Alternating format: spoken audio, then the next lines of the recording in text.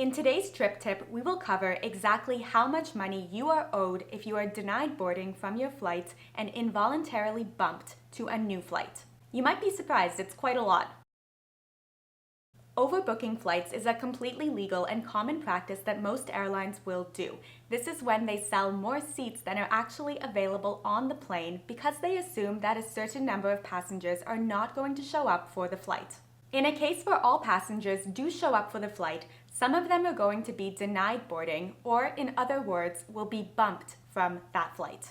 If no passengers volunteer to give up their seat on the plane, then the airline is going to have to select certain passengers to be moved to a new flight.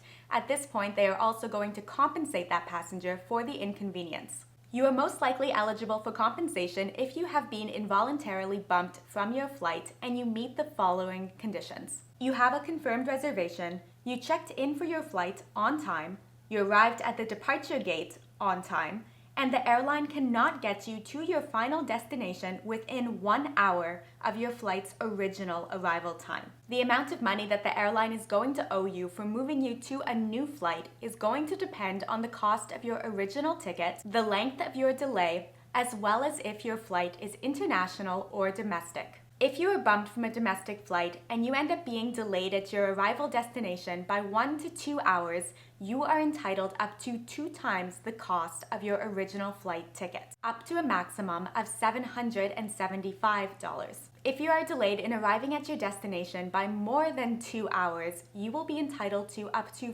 4 times the cost of your original ticket price, up to a maximum of $1,550. So for example, if you paid $100 for your original ticket and were moved from a flight at 1 p.m. to 3 p.m., you would have a 2-hour delay in arriving at your destination. At a point like this, you are entitled up to 4 times the cost of your original $100 ticket and should be paid at least $400.